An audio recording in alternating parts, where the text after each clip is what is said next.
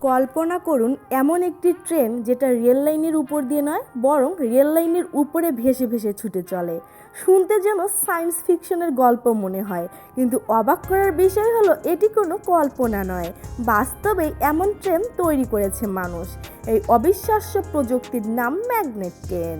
Magnet শব্দটি এসেছে magnet লিভাইশন থেকে, অর্থাৎ শক্তিশালী চৌম্বকের সাহায্যে ট্রেনটি রেল লাইনের উপর প্রায় 10 সেন্টিমিটার উপরে ভেসে থাকে। তাই চাকার সাথে লাইনের ঘর্ষণ প্রায় থাকে না। এর ফলে ট্রেনটি খুব দ্রুত গতিতে চলতে পারে।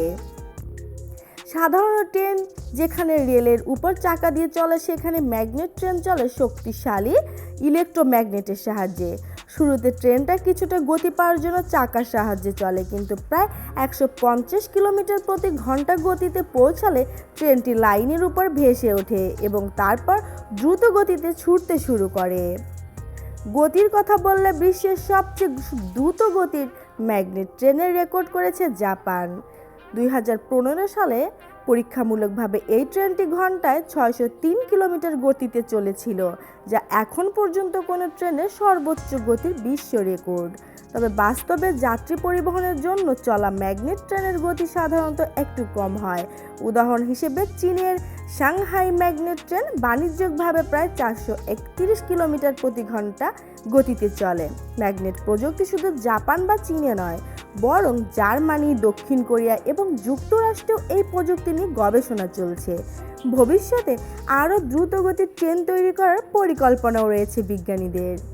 অনেকে মনে করেন ভবিষ্যতে এই ধরনের ট্রেন এতটাই দ্রুত হবে যে অনেক ক্ষেত্রে প্লেনের বিকল্প হিসেবেও ব্যবহার করা যেতে পারে, কারণ এতে সময় কম লাগবে, খরচও তুলনামূলকভাবে কম হতে পারে।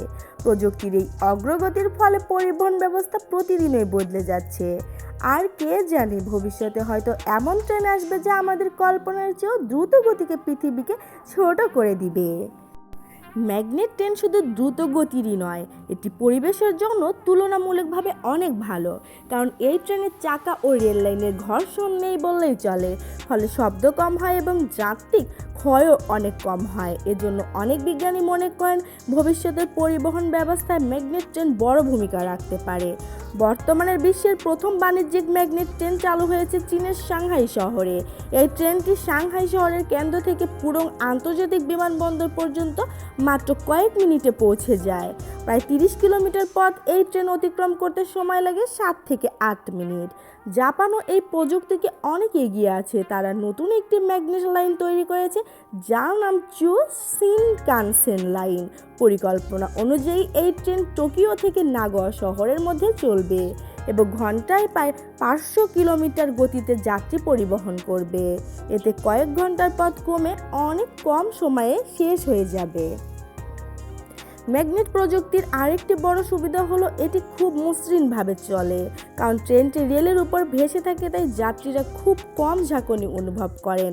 অনেকেই বলেন ম্যাগনেট ট্রেনে ভ্রমণ করা অনেকটা বিমান যাত্রার মতোই আরামদায়ক। তবে এই প্রযুক্তির একটা বড় চ্যালেঞ্জও রয়েছে। ম্যাগনেট ট্রেন চালানোর জন্য বিশেষ ধরনের ট্র্যাক এবং অবকাঠামো তৈরি করতে হয়, যা অনেক ব্যয়বহুল।